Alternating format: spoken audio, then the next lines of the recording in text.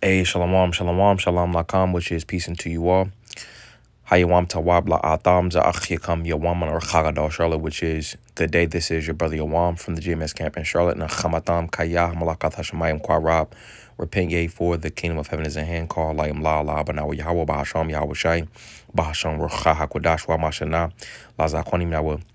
Wamala Akim Shawarchagadal, which is all praises to our Father Yahweh, which means he exists, Bahasham, in the name Yahweh Shai delivers in double honors to the elders and apostles of Great Millstone.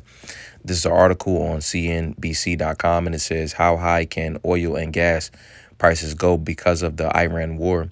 Here are the scenarios. In times past, recent times past, all right, things have been, very inflated and expensive, you see, but gas probably has been the only thing that's somewhat, consistent. All right, which that's gonna rise too.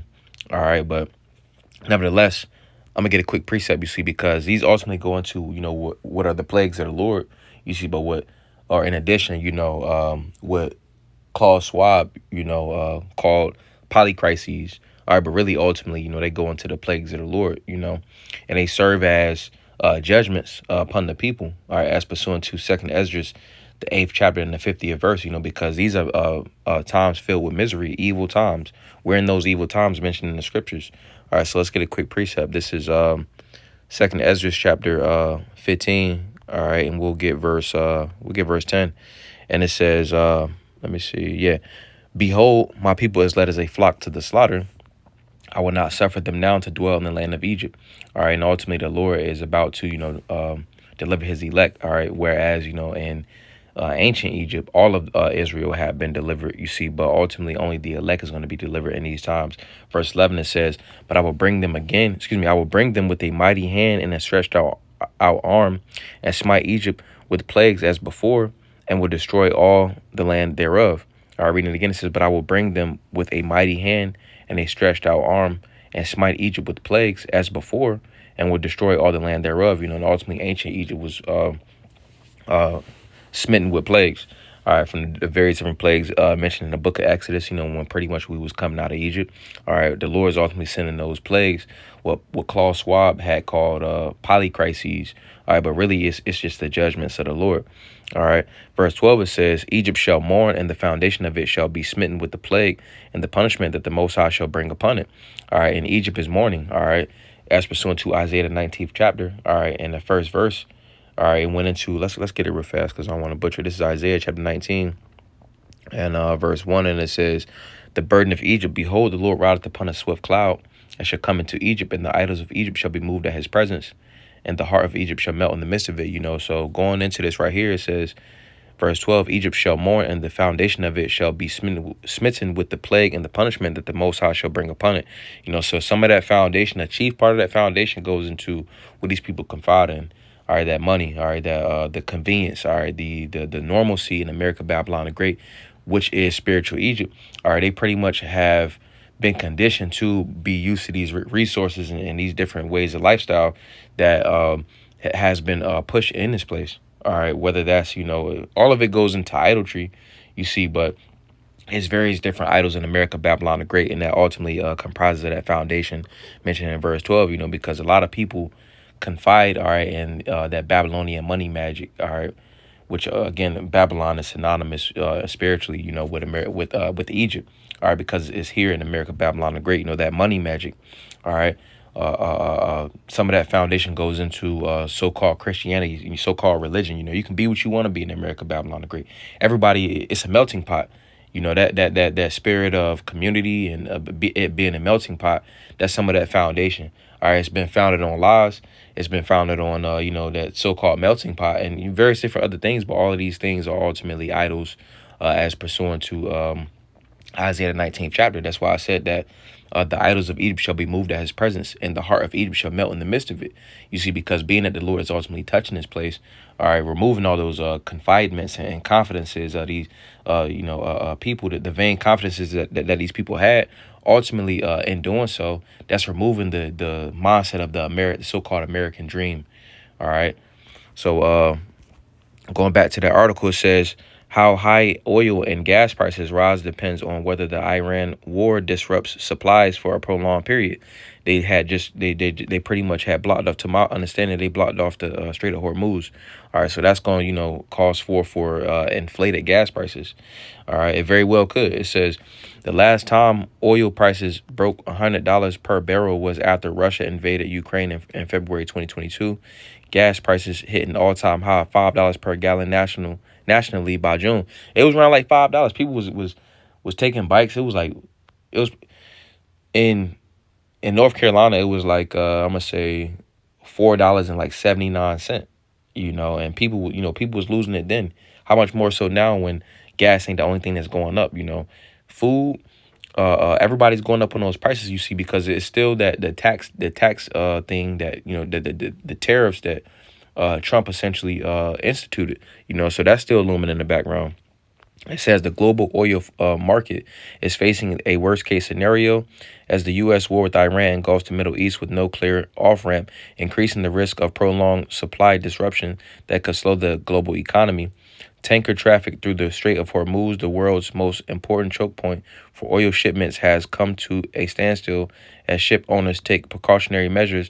About a third of the world's total seaborne oil exports passed through the strait in 2025, according to energy consulting firm Kepler. So if it's a third of seaborne oil exports, that means that 33%, roughly 33%, all right, 33% of the oil exports, that's going to mess with somebody's food or resources and pretty much their transportation, you see, because oil is used for a wide variety of things. All right, so I'm pretty sure 33% of the world will be using those exports. So that's going to cause a state of chaos. All right, verse 2, it says, and I will set the Egyptians against the Egyptians, and they shall fight everyone against his brother, and everyone against his neighbor, city against city, and kingdom against kingdom. Isaiah 19:2. All right, so chiefly going into America, Babylon the Great, you see, but then also those civil divisions is going to be taking place because whereas, those in power, they're in cahoots, you see, it's going to be divisions amongst them as well. All right, and then also to mention, in these different places, all right, first and foremost, again, all right, this applies to America, Babylon the Great, you see, but then also it's going to be infighting and civil unrests, all right, in various different places, all right. So reading back, it says, the Islamic Republic has expanded its retaliatory strikes to include regional energy facilities. Qatar on Monday shut down liquefied natural gas production after two drones hit key facilities. About 20% of global LNG exports come from the Gulf, primarily Qatar, passing through the Strait. Our base case assumed that unprecedented disruption will remain improbable. That assumption failed. Natasha Kaneva, head of global commodities research at J.P. Morgan, told clients in a note on Sunday. So there's no end date or end goal in sight. All right, so this could go on, and Lord's will it does. It says the war has already led to the first near total halt shipping through the strait in modern history. Kaneva said crude oil prices settled up more than 6% on Monday after surging more than 12% earlier in the day. European natural gas futures soared more than 40%. Prices could rise higher, still depending on how long the war lasts and whether Iran targets Persian Gulf energy infrastructure. Drivers in the U.S. will likely see gasoline prices start to rise today or tomorrow, said Patrick D. Hahn, head of petroleum analysis at Gas Buddy. Motorists should expect an average 10 to 30 cent per gallon increase at the pump over the next week. So it's gonna keep rising. All right. I'm not gonna read this whole article, but pretty much, gas prices is rising. All right. So let's get a couple precepts. This is Second Esdras chapter. Let me see. Second Esdras chapter 16, and we'll get verse.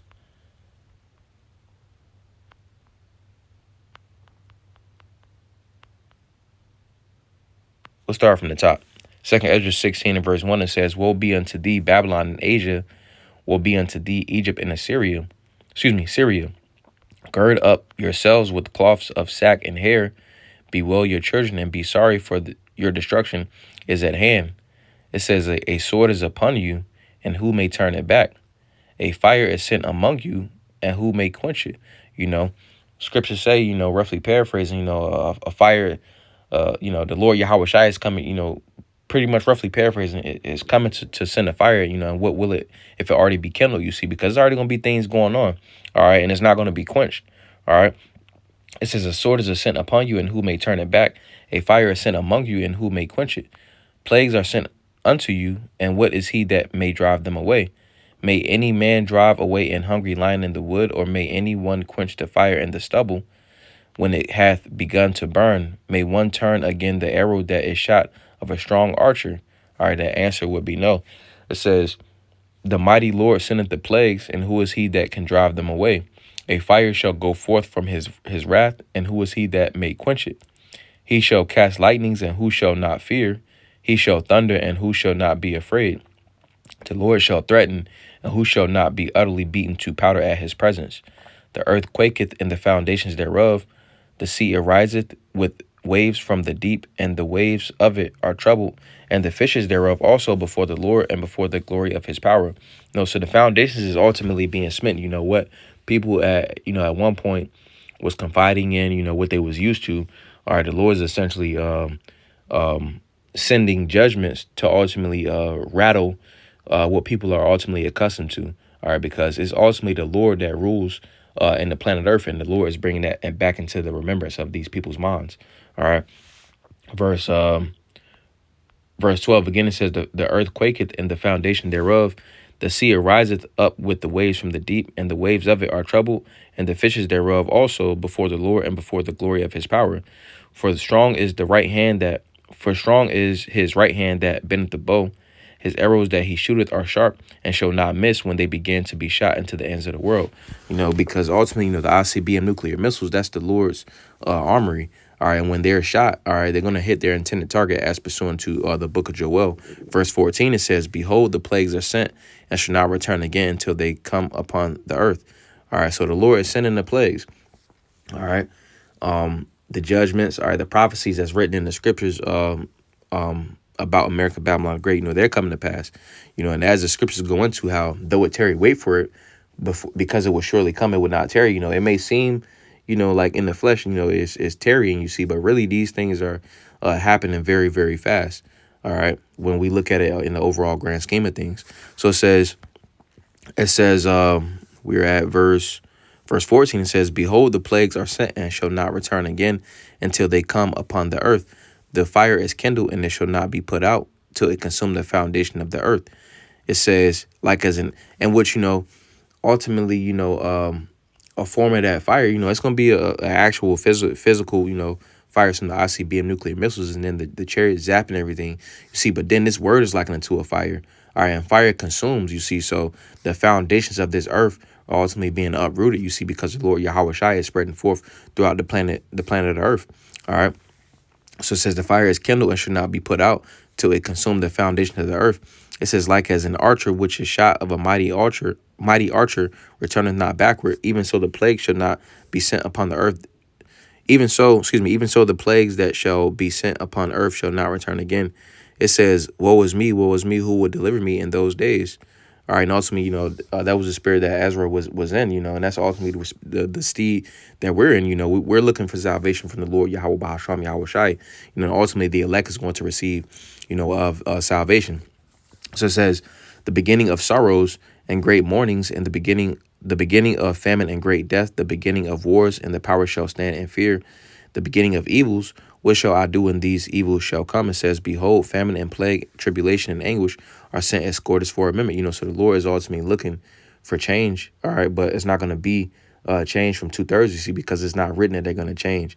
All right, it says, behold, famine and plague, tribulation and anguish are sent as scourges for a remembrance. So the Lord ultimately wants, all right, Jake to turn back, you see, but it's only written that the elect is going to turn back, you see, because as pursuant to Hosea 5:15, I will go back and return to my place until they acknowledge their offense. In their affliction they shall seek me early. Roughly paraphrasing, the Lord is putting this spirit on the elect to ultimately realize, that essentially, we went off, and the hopeful elect is returning to the Lord, all right, in which the elect is going to be delivered, from the said perils that's coming upon the planet Earth, all right. But it says, verse 20, it says, but for all these things they shall not turn from their wickedness, nor be always mindful of the scourges. So 2/3, they just going through whatever it is that they're going through, their judgments. But all right, they in their minds they don't see it as corrections. All right, they see it as it is what it is. All right, verse 21, it says, behold, victuals, and that plays into the mind of how 2/3 think. You see, because that's pursuant to Isaiah, the first chapter. It mentions how the Lord ultimately has put Jake through different things, and Jake don't want to change. Like Jake in captivity has developed the mindset of resilience. All right, and it could be a righteous sense of resilience, and you can have a negative type of resilience. 2/3 have developed a negative type of resilience, to where they're comfortable with captivity, that captive type of mindset. They don't want to be free. They don't want to be liberated. From the different social constructs that Esau has ultimately set up for our destruction. All right, it's just the elect that see more. All right. That's why the scripture say, a prudent man foreseeth the evil and hideth himself. The elect is ultimately hiding in the Lord Yahweh Shai Hamashayach, But it says, verse 21, it says, behold, victuals shall be so good, cheap upon earth, that they shall think themselves to be in good case. And even then shall evils grow upon the earth, sword, famine, and great confusion. The sword is growing. Famine is growing, all right?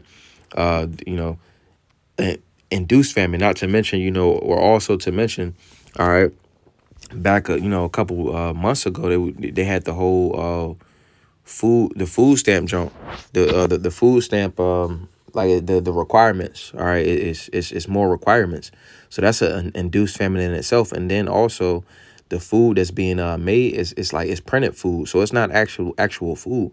So people it's the illusion of having actual nourishment, but really people still out here hungry.